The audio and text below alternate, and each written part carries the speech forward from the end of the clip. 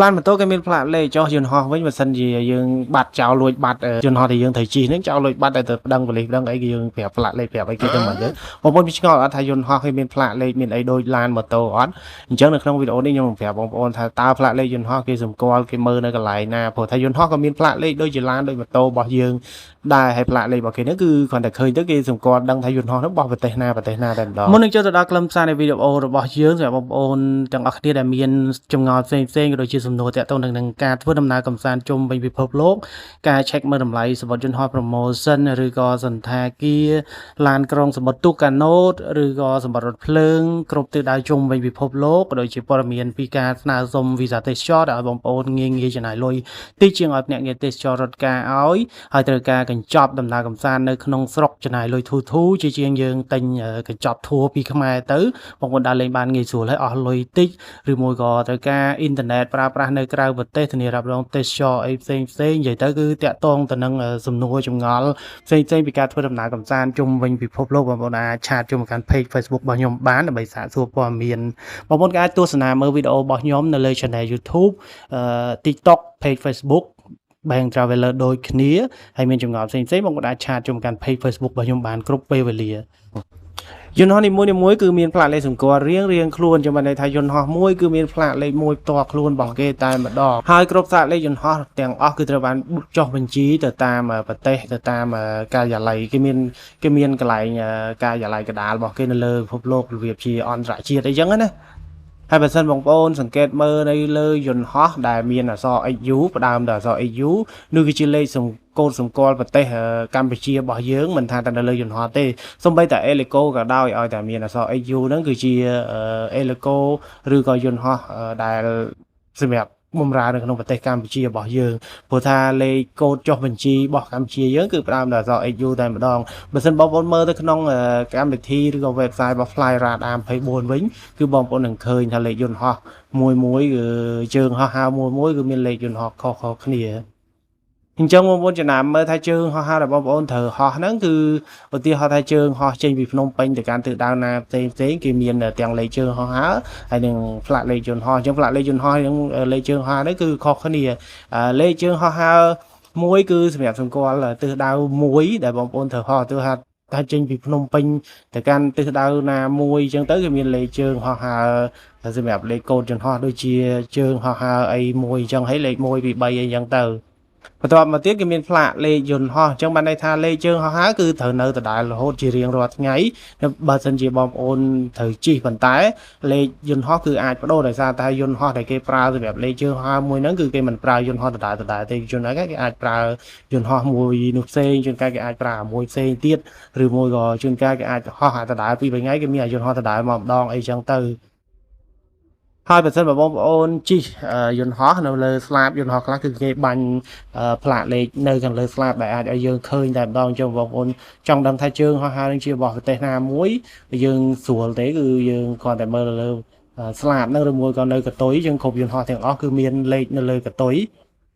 ហើយបើសិនបងប្អូនឃើញ XU នោះគឺជាយន្តហោះរបស់ស្រុកខ្មែរយើងហើយបើសិនជាផ្ដើមដោយអក្សរ N គឺជា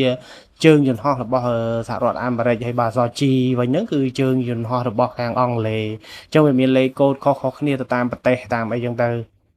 អញ្ចឹងបងប្អូនមើលវីដេអូនេះហើយបើសិនត្រូវត្រៀមទិញយន្តហោះឯកជនតខ្លួនអីបងប្អូនត្រូវត្រៀមរើសផ្លាកលេខកំងសួរគេមើលថាកំងផ្លាកលេខកំងអីបានអត់អញ្ចឹងអានេះគឺជាអ្វីដែលខ្ញុំដឹងអំពីផ្លាកលេខយន្តហោះហើយខ្ញុំក៏សារឃើញដែរនៅលើស្លាបយន្តហោះហើយនឹងខាងស្ទុយគូតយន្តហោះហ្នឹងគឺគេមានដាក់ផ្លាកលេខសម្គាល់ហ្នឹងហើយ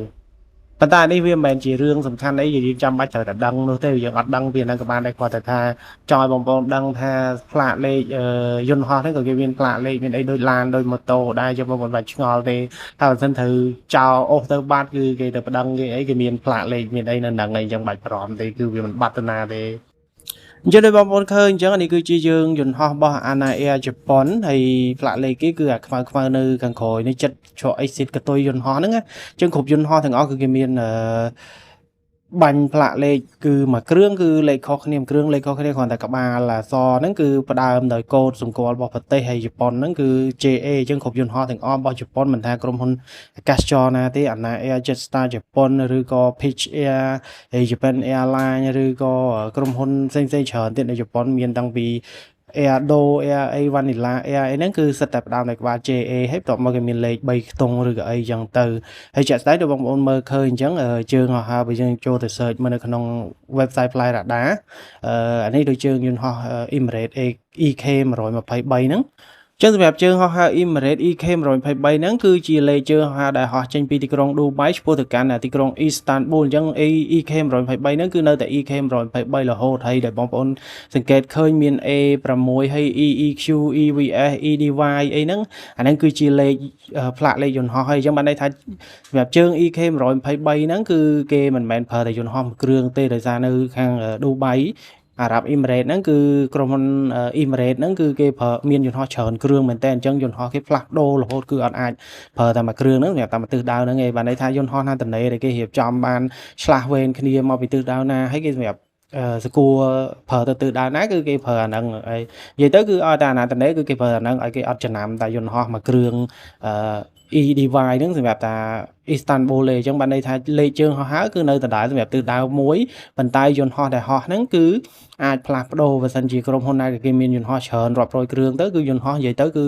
វាកម្រប៉ះយន្តហោះដដែលតែបើសិនក្រុមហ៊ុនណាប្រើយន្តហោះមានតិចចឹងទៅគឺវាអាចថាមួយថ្ងៃពីរថ្ងៃអីមានយន្តហោះដដែលហើយគេអាចផ្លាស់ប្ដូរឬក៏ឆ្លាស់ថ្ងៃគ្នាទៅតាមយន្តហោះគេរវល់គឺតនេអីចឹងទៅអញ្ចឹងកន្លែងនេះគឺគាត់តែចង់ឲ្យបងប្អូនទាំងអស់គ្នាយល់ច្បាស់អំពីផ្លាកលេខយន្តហោះចឹងសម្រាប់បងប្អូនដែលមានបំណងចង់ទិញយន្តហោះខ្លួនឯងហើយកំងផ្លាកលេខកំងអីបន្ទាប់ពីដាក់ផ្លាកលេខហើយកុំភ្លេចហៅខ្ញុំទៅដឹកខ្ញុំជិះដើរលេងផងអរគុណច្រើន皆様リクエストし客室の照明を暗くいたします。お手元に明かりが必要な方は通常の読書灯をご利用ください。同じく通常のパネルには通風口がございます。つまみを回していただきますと風量や風向きが出てきます。合わせてご利用ください。Everyone, going forward, we will be dimming the 酸素が必要な状態になると自動的に酸素マスクをつけてください。救命胴衣は座席の下にあります。頭からかぶり、体の前でバックルを止め、紐を締めてください。